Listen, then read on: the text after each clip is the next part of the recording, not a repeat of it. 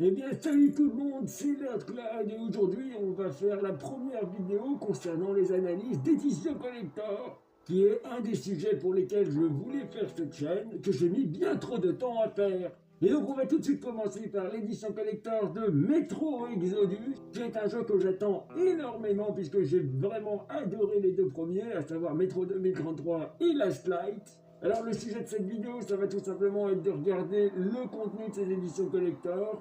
Regardez ce qu'il y a dedans, quel prix ça vaut, est-ce que c'est intéressant et est-ce que leur prix peut varier et comment dans les temps à venir. Puisque sachez que la collection d'édition collector, vous improvise pas, il y a pas mal de paramètres à prendre en compte pour être sûr de ne pas se planter.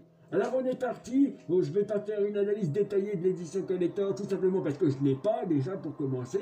Si vous voulez un unboxing, il y en a déjà qui sont disponibles, je mettrai les liens dans la description, mais je ne m'attarderai pas là-dessus. Alors qu'est-ce qu'il y a dans cette édition collector? Eh bien on a tout simplement déjà la boîte qui est assez stylée, ma foi, on va bien se l'avouer. C'est une boîte en forme de tonneau de contenu radioactif, vraiment stylé, la peinture est très bien faite. Sachez par contre qu'il n'y a pas de relief, hein, c'est juste de la peinture, c'est juste du visuel, mais ça reste assez beau. Hein. Qu'est-ce qu'il y a à l'intérieur de cette boîte? Eh bien, il y a plusieurs choses. Il y a une statuette, le jeu, en steelbook évidemment, un artbook, mais ça, on va revenir là-dessus parce que c'est un scandale hein, quand même. Un artbook comme ça, c'est pas un artbook, et quelques goodies. Donc la boîte de l'édition collector en elle-même, il n'y a pas grand chose à dire, elle est vraiment très belle. Ensuite, le gros de l'édition collector, c'est la figurine qui va faire 27 cm de hauteur. À titre informatif, celle-ci en fait 25, donc 27 c'est à peu près ça. Alors étant donné que la bille ne fait pas le moine, on va regarder les détails. Pour une figurine d'édition collector, il y a plusieurs choses à regarder. Évidemment, la dimension, celle-ci est vraiment raisonnable et très intéressante de par sa dimension. Et ensuite, la qualité de peinture. Alors pour cette figurine, c'est annoncé peinte à la main. Pour ceux qui connaissent pas trop les éditions collector, peinte à la main, ça veut tout dire et rien dire en même temps. Hein. J'ai des figurines peintes à la main, on dirait qu'elles sont peintes avec les pieds. Et donc pas peintes à la main qui sont plutôt raisonnables au niveau des détails. Pour celle-ci, il faut l'avouer, elle est vraiment bien foutue. J'ai regardé les détails, en tout particulièrement sur Artium et sur le Hurleur. Alors le Hurleur, pour ceux qui connaissent pas la série, c'est la grosse bestiole qu'il y a sur la statue. Bien, c'est vraiment bien foutu, il y a très peu de choses à revoir, très peu de choses à reprendre. Puisque c'est une des premières choses que je regarde, étant donné que comme je suis moi-même peintre en termes de figurines, je reprends la plupart de mes éditions collector. Et dans ce cas-là, il n'y a pas grand-chose à retoucher, hein, mis à part les feuilles par terre qui ont un petit peu bavé sur le sol. C'est vraiment bien peint pour le coup, il n'y a rien à dire là-dessus. Ensuite, dans cette édition collector, on va retrouver une boîte à gâteaux. Alors moi, j'appelle ça une boîte à gâteaux parce que quand j'étais chez ma grand-mère, il y avait une boîte en métal comme ça, il y avait des gâteaux dedans. Bon, et bien cette boîte à gâteaux, elle ressemble à un filtre à air pour masque à gaz, qui est un hommage direct au jeu, puisque je vous rappelle que comme le jeu fait suite à une atomisation de la planète et à un univers nucléaire, eh bien on ne peut pas sortir dehors sans filtre à air, sinon on crève. Et donc pour ce qui est du détail de cette boîte, même si là aussi il n'y a pas de relief, la peinture est vachement bien foutue, on dirait qu'il y a du relief, donc rien à dire là-dessus. Donc qu'est-ce qu'il y a dans cette boîte à gâteaux? Pas de gâteau. Et non, il y aura des goodies, notamment des cartes postales. Alors pour ceux qui connaissent la franchise, ce sont les cartes postales que collectionne Artium, le personnage principal du jeu. Puisque, étant donné que le jeu est un jeu post-apocalyptique, les images de la civilisation antérieure avec les villes bien propres, toutes belles, sont des images rares. Donc les cartes postales de l'époque sont très recherchées. C'est un luxe, entre guillemets. Et ces cartes postales sont artificiellement vieillies pour paraître plus immersives.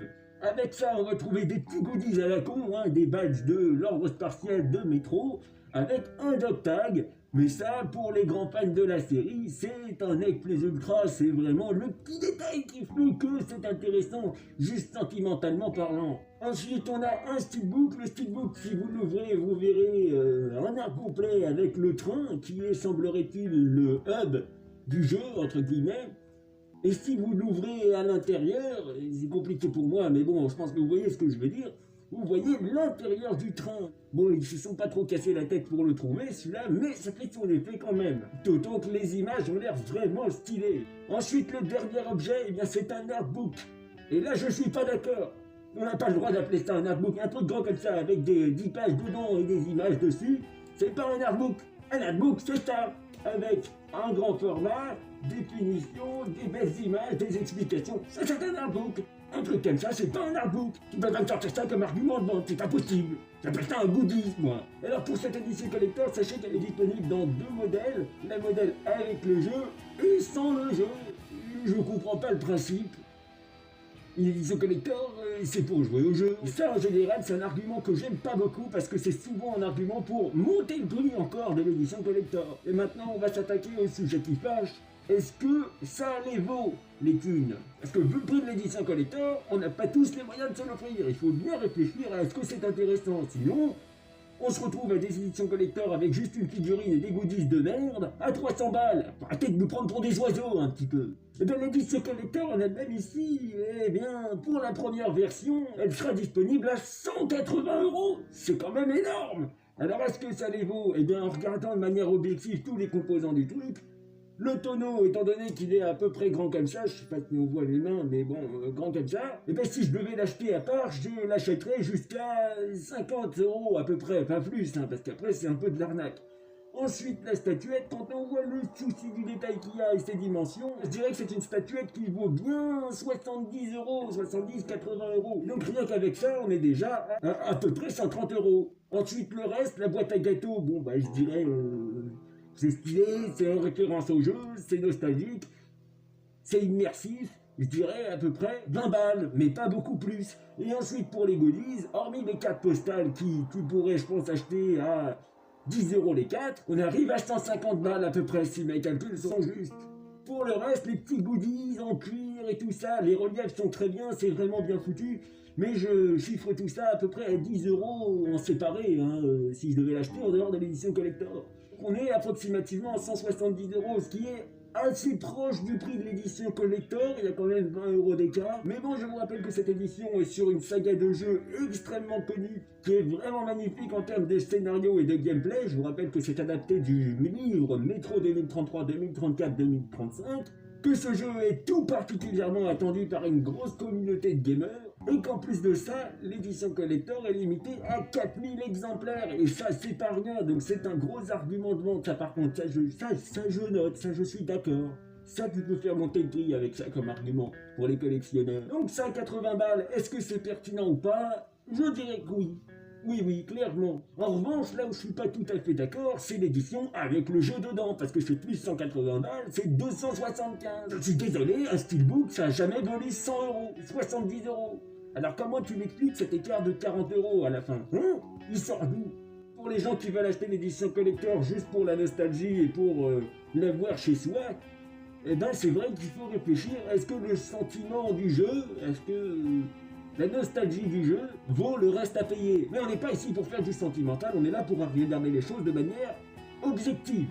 Donc 275 balles, c'est un petit peu du vol. Or, je vous rappelle que vous n'avez pas le choix, c'est une exclusivité d'un vendeur, et donc il est absolument libre de fixer le prix qu'il veut, et vous êtes obligé de faire avec. Sauf que, il faut prendre en compte le nombre d'exemplaires, 4000 dans le monde, c'est pas beaucoup, et si vous vous dites je l'achèterai plus tard parce qu'elle sera moins chère, je vous dis que nenni mon brave. Parce que figurez-vous qu'avec ces caractéristiques-là et le prix qu'elle a, je peux vous assurer que l'édition collector, dans 2 ans, elle vaut 400 balles. Donc du coup, est-ce que c'est intéressant de l'acheter? Je dirais oui, en fait. Même pour les collectionneurs qui font ça pour la spéculation et non pas pour le sentimental, je dirais que oui, c'est plutôt intéressant. Et pour ceux qui, comme moi, le font, et pour la collection, et pour le jeu, eh bien, j'estime que la qualité du jeu et la nostalgie et l'idée de replonger dans une suite, eh bien, je dis que oui, moi, il n'y a pas de problème, j'achète à ce prix-là, hein. C'est pas donné, ça c'est sûr et certain, mais j'achète.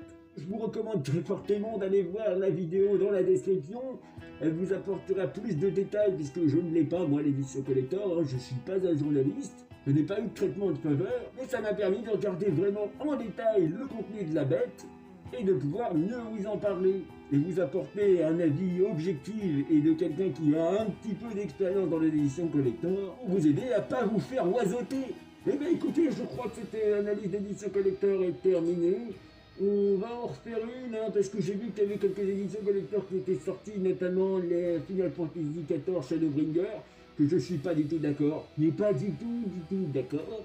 Parce que proposer ce genre d'édition collector à 200 balles, c'est chercher à nous avoir, c'est nous prendre pour plus... comment dire... pour moins malin que nous sommes, si je ne veux pas être vulgaire. Donc du coup, on va s'occuper de son cas dans une prochaine vidéo que je devrais pouvoir faire soit ce week-end, soit la semaine prochaine si j'ai le temps. On va s'arrêter là. Je vous souhaite à tous une très bonne journée et à la prochaine pour une nouvelle analyse d'édition collector.